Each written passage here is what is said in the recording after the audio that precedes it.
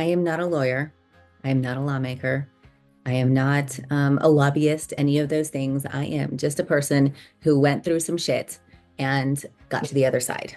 Um, but because of the things that I went through over the last 6 years, I absolutely have an intense appreciation and gratitude for two specific laws that I really believe more people need to know about.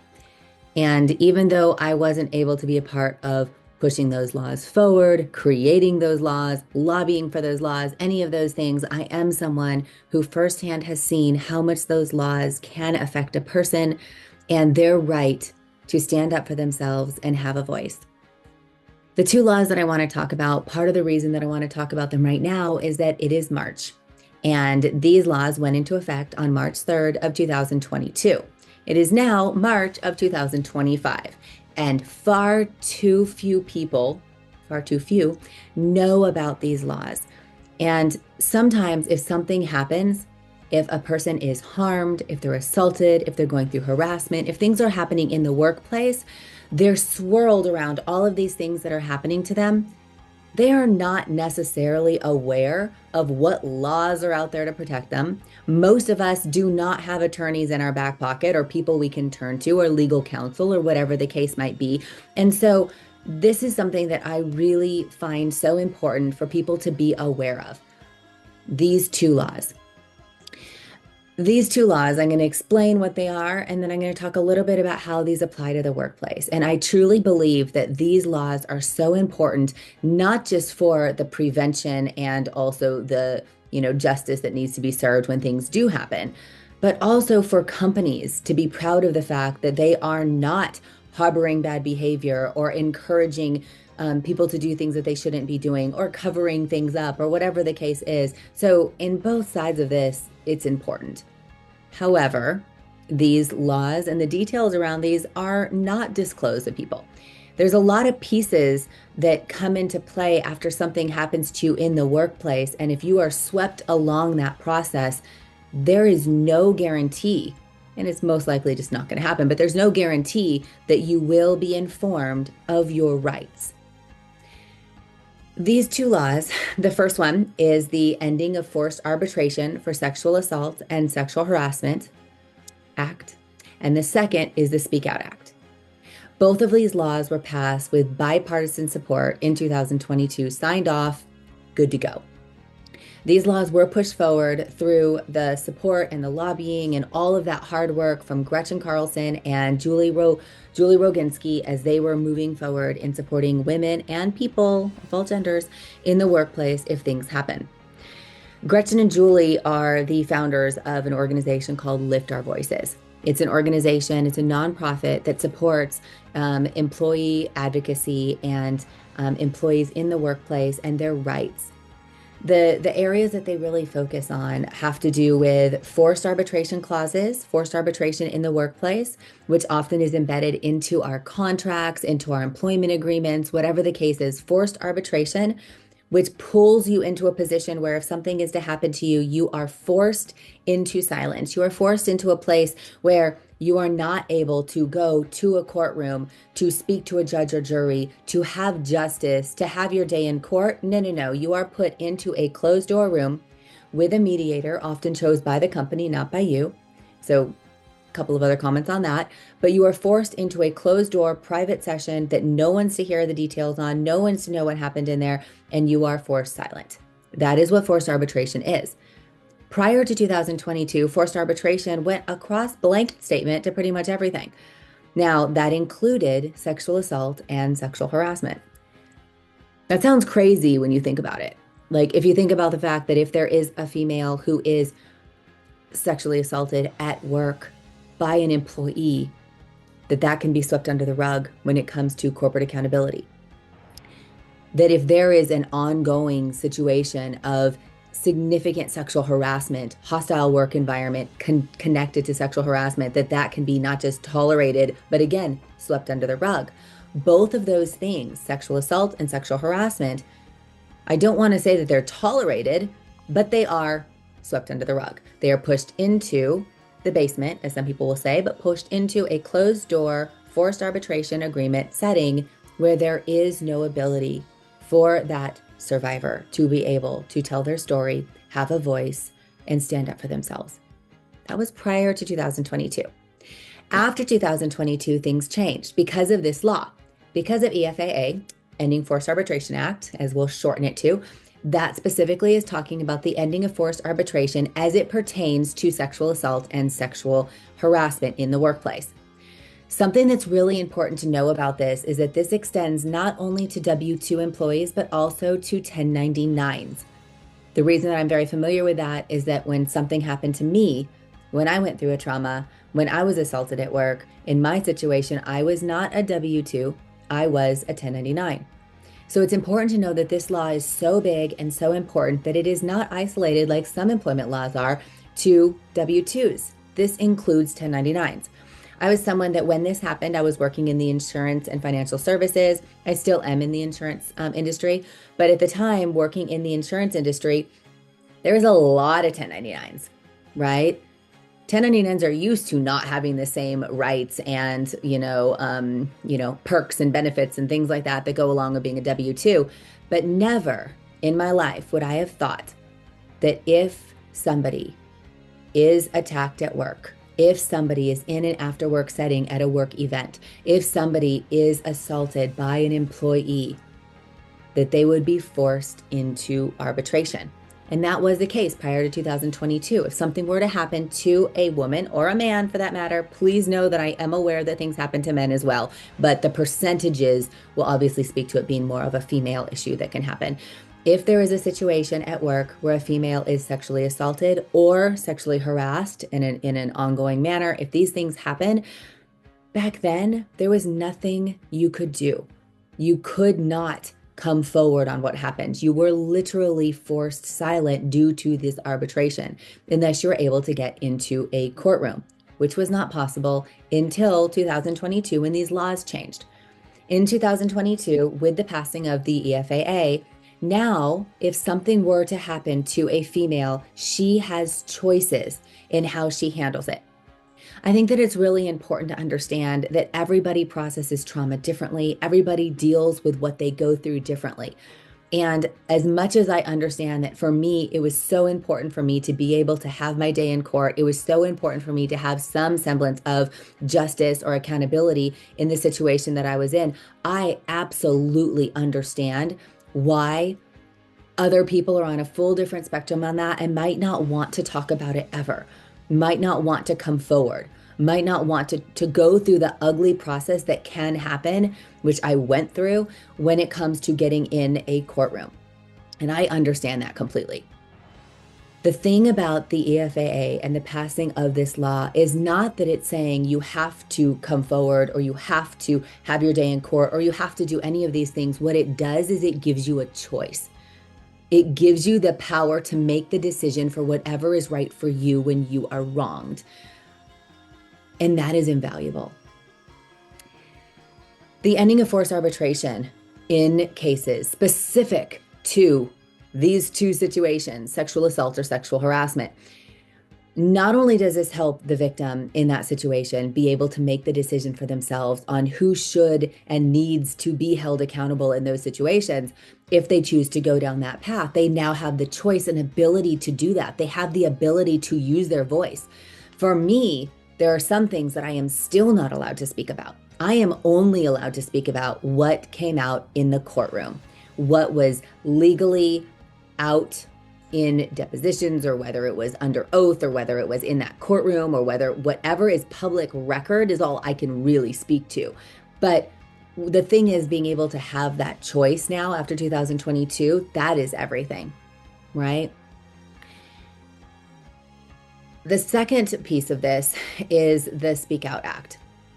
What the Speak Out Act is really focused on is the ability for I keep saying women, it's not women, but for people, if something is to happen, for them to not be forced silent through NDAs. The common thread between both of these situations is that if there is a sexual assault or if there is a sexual harassment situation, you are not silenced. These are two different types of silencing mechanisms. One is forced arbitration, and that's where the EFAA comes in, and the other is through NDAs. Some people will say to me, well, Katie, how can you not think that NDAs make sense? NDAs, non-disclosure agreements, do make sense for a company to protect themselves. And I say, absolutely. I agree. I support NDAs in certain circumstances and situations. I support that if I'm going to work for a company and I sign an NDA for that company, I understand that if there are trade secrets, if there are company secrets, if there are things that are proprietary to that company or organization, and I'm going to learn those things, I don't need to blab that to the next place that I work. I don't need to give that information out there. I understand NDAs for things like that. I understand NDAs for privacy for people. I get all of that. What I do not understand, and this is exactly what the Speak Out Act was intended, is that NDAs should not be in place to force victims silent. NDAs should not be in place to force a sexual assault victim or someone who has been enduring sexual harassment to have to be silent about that they have signed away their right due to an NDA, that they've signed away their right and they have to be silent. That is not okay. Silencing mechanisms put into practice not just the ability for predators to be more inclined to do horrible things to people, but silencing mechanisms also enable a company to push all of this under the rug, enable a company to push this aside so that people don't know about it, which creates a toxic environment for new people that come into the company, for new people that are involved in that industry, right? So it's important for these things to not be private. Now, when I say that, I don't mean that the person, the victim in a situation, has to come forward and make things public. But believe me, there is a whole other side to that coin that is very ugly and very hard. But I'm saying that they have to be able to have the right to come forward if they want to. They have to feel that they are in a safe environment to tell their story, to hold people accountable, to have their day in court. If somebody is not only going through the trauma and the healing process of trying to move forward after they were sexually assaulted or they were sexually harassed or they're going through this horrible experience and they're having to process all that goes along with that anyway, if you try to compound that by telling them that they are not allowed to talk about this at all, they are not allowed to speak about this. They're not allowed to speak about the company. They're not allowed to speak about the employee that did it, aka possibly the rapist. They are not allowed to talk about those things. That is so detrimental to the ability for that person to heal. Everybody heals differently. There are people that need to process completely in private, need to go through multiple ways of dealing with their trauma, and they need to do that. But for a lot of people, when they go through something, they need to feel the closure of some sort of justice, of some sort of accountability. I'm one of those people. Nothing's going to change what happened to me. Nothing's going to take back what happened to me in August of 2018. Nothing's going to do that.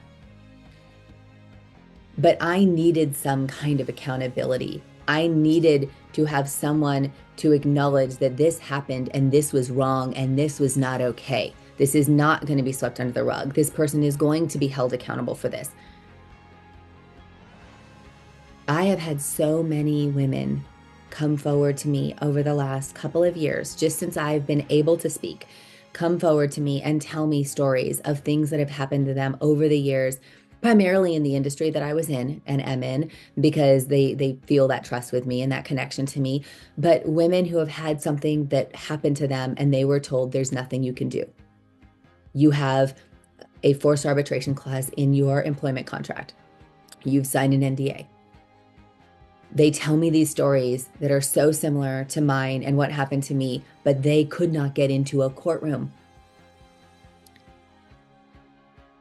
Getting into that courtroom was so important to me.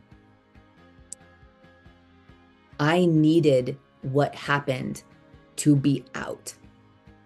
I needed people to know what happened. And I was told that I wasn't allowed to. It took over 5 years to get into that courtroom. And now women have the right to do that. Now women have the resources to stand up for themselves. Nothing's going to say that this will ever be an easy road when someone goes through something. I had years of therapy.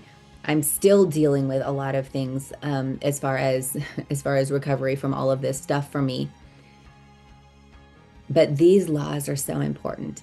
And I'm just one small, teeny tiny person that nobody knows of. But I am one voice, and there are a lot of voices. And I'm trying to find my way to be able to use my voice to let people know that if something happens to you in the workplace, if you are a female or male in the workplace and you are sexually assaulted or you are sexually harassed at work, that it's not okay. It's not okay. And you deserve to have your voice to stand up to say, this was not okay. This is what happened to me. And you did this to me, and you need to be held accountable for it. If that is what you want, and that is what will help you in healing, you deserve that right. And thanks to Julie and Gretchen and Lift Our Voices and the lawmakers that put these two laws in place just a couple of years ago that more of us need to know about, you have that right. I hope nothing ever happens. I've wanted to make a lot of videos on things that, you can do to protect yourself or things of that nature, right? Like, we hope that we're always going to be around good people. We hope that nothing bad will ever happen. We hope all of these things. And I hope desperately that that is the case for you watching this. And I hope that is the case for me for the rest of my life. But you just need to know that no one thinks something horrible is going to happen to them until it does. I lived in this bubble. Looking back, I lived in this bubble where I tended to think most people are good. I tended to think no one would hurt me like that. I can trust the person on the other side of this door. This person is vouched for by A, B, and C and everyone in this company. No one would ever do that to me. Until something horrible happens, you really don't think that it's possible for that to happen. Or maybe I was stupid for feeling that way.